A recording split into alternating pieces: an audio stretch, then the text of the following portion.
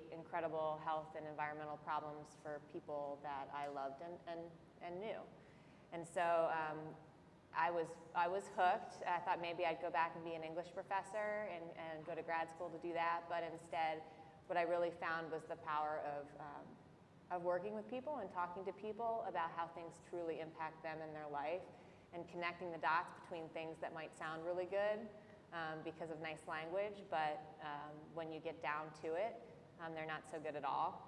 And so I did that work for quite some time, and then when I decided that I wanted to make a change, I focused on local government because it's a place where no longer was I in a position to advocate, but I was in a position to be really close to people who know what their communities are like, who know what they care about, who feel the impacts of policies and programs.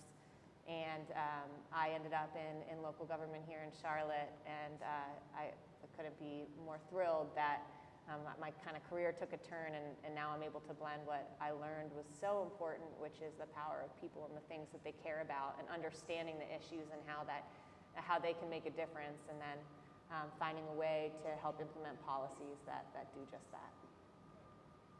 Amazing, thank you for sharing.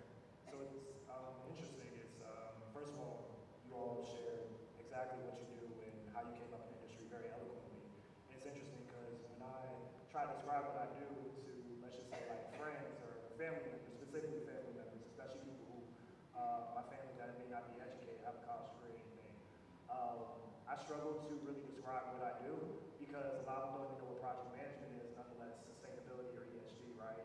So a lot of the times when they ask me what I do, I work in ESG, when I tell them I work in ESG or sustainability, they kind of look with a blank face. And then sometimes I try to describe, exactly what I do, and they get really puzzled. So ultimately, funny fact, whenever it was somebody like a family member, somebody in my church, whenever they ask me what I do and I tell them sustainability, they don't know what it is.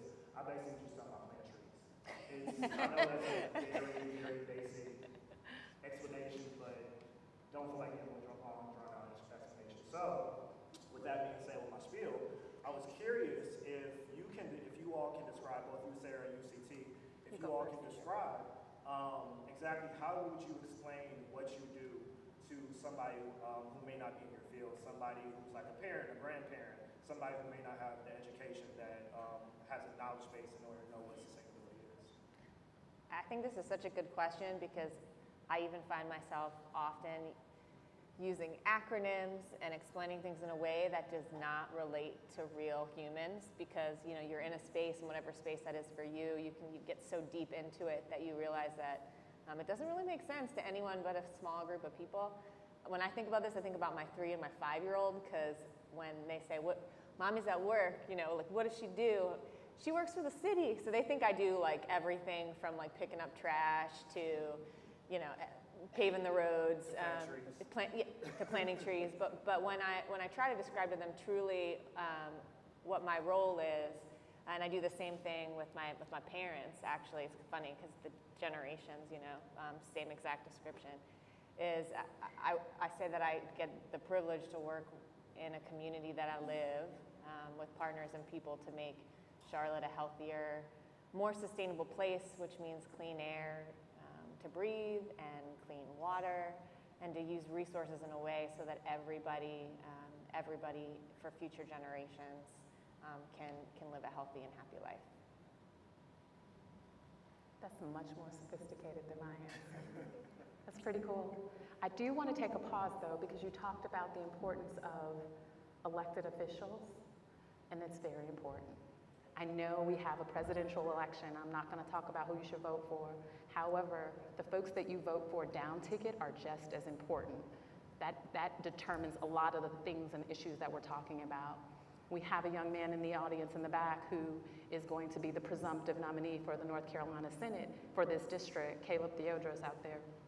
And I think that's really important. You should know who your state senator is. You should know who your state rep is. You should know who your county commissioner is. You should know who your city councilman is, because those are the folks that talk to Sarah about setting forth the agenda. Isn't that right? Yeah, if you send an email to somebody about something related to sustainability, it usually comes to me, and that's because they're really listening and they want to understand what is it that matters to the community, and are we actually trying to address it? That's right. So to answer your question, I had to do this many years ago when I was first starting in sustainability, and I was super excited because my first job, my first year salary was more than, my paternal grandparents lived around the corner from us, and they, may they rest in peace, they paid for the college education of all 12 of their grandchildren. And so I was super excited to tell them about my job. And I told them how much I made, which was more than what they had made combined. And when I told them, I said, yeah, I get to help companies figure out how to not throw things away and be more energy efficient. And my granddad looked at me, he grew up in the Depression era, and he was like, you get paid for common sense? And like, that's all he said. And I was like, yeah, granddaddy, that's a good thing, right? He was like, they pay you to do what? Because this is a family that would rinse out the Ziploc bags and had the garden in the backyard in the south side of Chicago where there's not a lot of grass, and they had a whole vineyard to make some homemade stuff.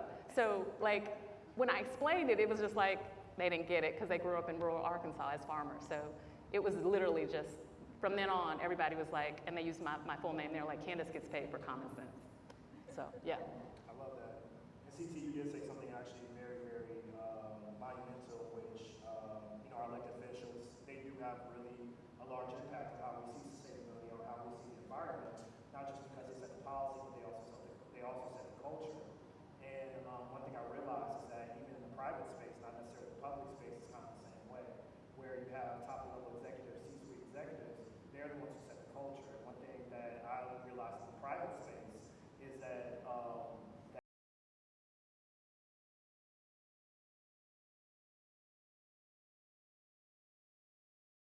impact and change within the industry. And that's the private industry. So, Sarah, I'm actually very curious. I understand the issues within the private industry when it comes to promoting ESG, promoting sustainability and sustainable initiatives, and improving the circular economy and that triple bottom line. But I'm curious on how it looks into the public sector. How does it look within the Charlotte government? Like, what challenges that you face? Probably for anybody who's ever worked in a large organization, there always are challenges around kind of silos and staying in your lane.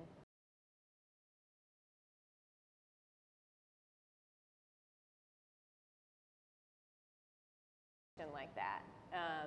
It is all about the intersections between health, between climate change, between heat. You talk about people having a safe and affordable place to live. There's an intersection between affordable housing and energy efficiency, and how much are you paying for your bills, and why are you paying so much for your bills, and what kind of improvements could you make that could not only help you make some common sense by saving money, but also could reduce your impact on the environment and the amount of pollution that's emitted that then hurts frontline communities, Black and brown communities who are all in the front line when it comes to climate change in general. How can you make those connections? And so when you work in a space that for very long everybody had their expertise, but people weren't thinking horizontally, that really becomes a challenge. And so as a government, we work really hard to try to break down those silos, both in the organization and also look for those partnerships in the community that can push us to do even more. And I think that remains a challenge for us all, because this is not so important that the solutions that we need involve everybody from artists to engineers to community organizers. I'll recognize Tiffany Font in the back, who is a sustainability leader globally, really. And so, the perspective that she brings is definitely not the perspective that you will get from an engineer who is working on one of our solar panels, right? And so, like, how are we bringing people across silos from the community and into City Hall? And so I'm excited about that challenge, but it remains a challenge. And do you feel like, just a little add-on question, do you feel like it's a mindset issue, it's a culture issue, policy, all mixture of the three? I think it's structural. So,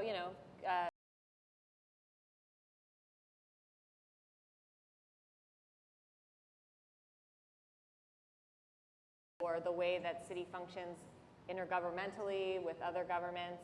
You know, you do something some way for a long time because it seems to make sense, but the world is moving, and so it's important to just consistently evaluate, you know, what's not working, what can we do better. You know, that makes perfect sense, and I think I can honestly attest to the fact that in the private industry we run into the same issue. It's just people are very siloed, people are very complacent in their mindset of the ways that things really should be. So with that being said, I'm actually very curious, and I would like to go a little bit deeper, Sarah, just in regards to just policy changes and just struggles that you may have or challenges that you may have within the city specifically to something that is monumental in the ESG field, which is greenhouse gas emissions, GHG emissions. First, if you wouldn't mind first defining GHG emissions first for us, just so we can break it down layman's terms. You don't got to go into scope 1 and 2. That's all right, yeah, no worries. But, and then mention just the current challenges that the city faces in monitoring and reducing GHG emissions. Sure. So one of my biggest roles in my job is to focus on the city's main climate action plan. And so we focus on energy, the Strategic Energy Action Plan, and we have two really big goals. One is for our organization to power our buildings and our vehicles, our fleet, by zero carbon sources. So I'll talk about what that means and how that relates to GHG emissions. And the other is to become a low carbon community. And so the reason that greenhouse gas emissions matter is this is what leads to climate change. This is what leads to global warming. And so the two biggest sources of emissions are the way we move around, transportation, so things like driving in our vehicles powered by gasoline and diesel, and then the other is how we power our buildings. So these are, you know, our big commercial buildings, the skyscrapers, the industry buildings, but also like our homes. And so in Charlotte, those are the two spaces where the most emissions come from. And so you have to address those emissions to work to halt the impact on a changing climate, and then to lead, you know, the community by example. And so we've seen, again, really hot days over the last couple of months. I mean, I feel like I can't bring my kids outside. Poor air quality days in the summer where I'm like, we got to find something to do inside to get that energy out, girls, because it is hot and I'm not taking you out. And so our effort to kind of to make it more relatable back to greenhouse gas emissions is to make sure that we all are able to live in a place and a climate that is sustainable, and it is changing. And that is why these goals are so critical. They're based on science. And you know, there are certainly, for anybody who does reporting, like there are challenges with monitoring the data, even with lots of open source data. But regardless of monitoring the data, you know that there are some key areas where the problem lies. And so it's really about figuring out how we tackle those key areas and address our impact on climate, and then the people who are most impacted, like our kids, like our elderly, like our communities who are more susceptible when it floods. And when a tree goes down and knocks out the power lines, which aren't buried underground. And so that's how it all kind of relates back to our everyday experience. And I appreciate you actually relating it back to our everyday experience, just because I feel like that's so important. I mean, you know, there's certain people in our field, you know, that can only make so much of an impact, right? It takes all of us to really make an impact, which actually brings me to my next question. This is actually for both ESG Team, both Sarah as well. I guess I just want to switch gears a little bit. We have a lot of creatives in the audience. We have a lot of people who's really into the art life. Like, so I'm just curious on specifically how can somebody in the creative field really be involved into sustainability, really try to make a positive impact while also keeping, you know, the creative edge, being basically who they are at the same time. Yeah, art drives culture. I mean, you don't hear people say they want to move to the city of Charlotte because they have a cool sustainability director, even though she's the bomb. You know what I mean? People like the nightlife, the sports, the entertainment. That's what draws people to a community. So if you are in that space, then you have the voice. You are moving culture without even realizing it. One of the main reasons that I started Spring Clean and all the other things that I do on sustainability is because I wanted to bring it to something that was everyday. I love clothes and fashion, and I'm gonna look cute no matter what. So if I wanna look cute, I wanna do it in the most sustainable manner. And so that's when I start talking to people. Why do you always have to buy new clothes? Why are you buying clothes online from someplace in China? I'm not gonna name those companies. But that doesn't make any sense, particularly when you know that they use child labor and they're admitting they're not even following the rules that we have here in the States. The funny thing about carbon emissions, greenhouse gas emissions, is it's the whole world. So you guys can help drive that change. So if you are a fashion designer, if you're a photographer, if you're a painter, if you're a DJ, if you're a rapper, if you're a songwriter, start paying attention to the issues that affect you and just stay in your lane, but then just share that voice, share that image, share that message. There's lots of information out there. There's a lot of misinformation out there, but people listen to the culture, and entertainment and creatives drive the culture for sure. I mean, I am such a huge fan of art and culture as probably the best way to connect people with complex issues that are hard to understand, or to tap into emotions in a way that is accessible. I was thinking about this. I drop my girls off at Discovery Place Camp every morning at 9 o'clock and pick them up at 5:15 for after school. I was looking at the cool globe that was out front that one of the local artists created. And then I thought about during COVID, when people were inside and afraid to go outside because this whole world had shut down, and people with asthma who are more susceptible to all sorts of health impacts were most affected by COVID. And then there was this opportunity to walk around uptown Charlotte when everything was shut down and look at these beautiful globes that showed ways that you could upcycle, that helped people learn and experience why it's so important that we, protect our planet and protect our health. And that was just so moving. And I was thinking about that because it was during COVID, and what an intense time for everybody, right? But that was an exhibit that you could experience, for free, no matter who you were, at a time when you couldn't do anything, that you could walk outside and really think about these things that are so top of mind, because again, those intersections between health and asthma and COVID and climate change and racial justice, all of the things that were swirling in the world at the time. And there was like a moment and a space to kind of reflect upon that, right? And so I think creatives play such a huge role in helping people be inspired, helping people reflect, and helping people understand complex issues that at the heart of it are really just about people. And so, I can't say enough about how there's just so much opportunity in this space in Charlotte and obviously all around.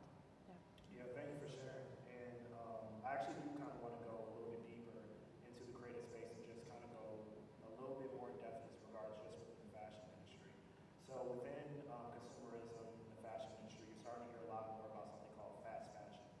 And I'll be honest with you, I have no idea what that is.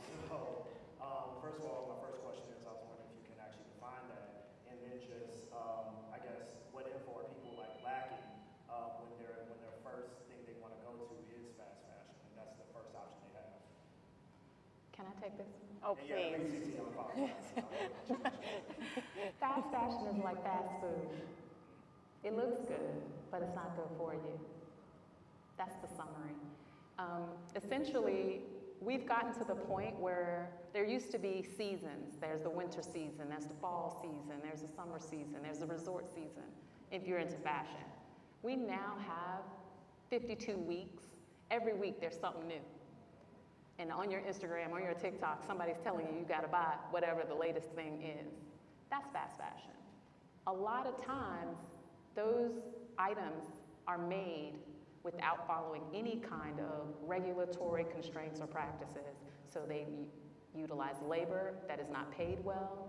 They make it in factories that are probably not up to code. They also emit in a way that pollutes the local environment. And because here in the States, we don't see that, we just see the item, we're contributing to that. And so I try not to judge, I try not to preach, but stop buying that stuff. No, I'm just playing. No, the first sentence I said is true. Fast fashion is like fast food. It looks good, but it's not good for you. That's the bottom line. Got it. That's really interesting. Wow. Just to know that there is a way that you can have fashion sustainable, like a sustainable way. First of all, we do have to wrap up, so I do have to give this last question just for both our panelists. So we talked a lot about just different industries, how they can make a difference, what we do and how we make a difference, but I do want to just go to the overall audience and just ultimately do a call to action and just ask them specifically how they can make a difference, how your average Joe, how anybody can make a difference. CT, you mentioned that, growing up that, your family used to recycle things and clean out Ziploc bags and what else? You couldn't touch a thermostat or you couldn't Don't let that good air out. yeah, like you have plastic bags under your sink and stuff like that, just in case purposes. All right, maybe I should do. Appreciate it. So I guess my overall question is the call to action for the audience. How can the audience get involved? What can they do? What small, minute things or large things, macro things they can do to make a positive difference within the environment to improve everything that you all mentioned, improve the circular economy, improve the triple bottom line, do all that? I would say be curious. I got into sustainability because I was curious and asking questions. Someone said, hey, learn this, and I wanted to learn it. Learn what you can throw away here in Mecklenburg County, if you live in Mecklenburg County, here in Charlotte, because Mecklenburg County controls our recycling and they only accept so many different things. Don't throw something in there if you're not sure. That's called wish-cycling. We wish it would be recycled, and that's the opposite of helping. So it seems counterintuitive to throw something away when you're like, they should be able to recycle this. They ain't figured it out yet, so just hold on, throw it away. That's one thing that we can all do. Back to what I love, clothes and fashion. Don't throw away your clothes. Try to buy secondhand, get things altered, repaired.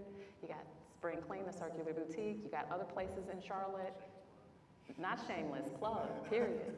So those are some things you can do. Also, your diet choices are very important. Plant-forward diets help with that. I'm not saying you have to be vegan, but try a little meatless Monday every now and again. What else can people do? There's so many other things, but that's a good start. I'll add buy local everything if you can, to the extent that you can buy local produce and you can visit farmers markets. I mean, just driving things around or shipping things around has a really big impact on those greenhouse gas emissions we were talking about. And so not only does it help the local economy or a local entrepreneur or a local business, but it absolutely impacts your footprint on this earth. And so that's a simple thing you can try to do whenever you can. And then there are so many things you can do that I didn't really think about, but wash your clothes on cold, unless you really need to get a stain out and it's got to be hot.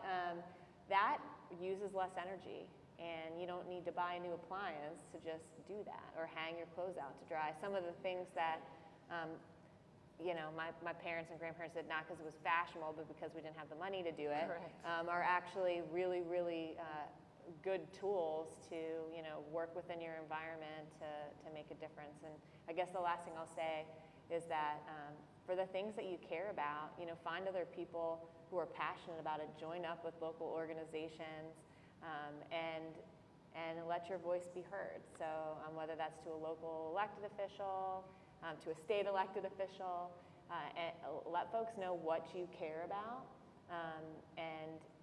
and question things that you hear, because as I talked about, not all things that have nice language actually are what they sound like. And so see if there's something that you're interested in. Either do the research or talk to some people who can point you in the right direction. I have one more thing to say. Of course. Sorry. I love that this is a diverse crowd. That's super freaking awesome. I also want to share that communities of color, if any of you are a part of a community of color, are more impacted by climate change than our white counterparts. So it's incumbent upon us to be a part of the solution. We can't just always look to others to come up with the solution. So when Sarah says go join with like-minded folks, follow the innovation barn, join other folks, and see if you can come up with things in your community, because our communities are more impacted than others.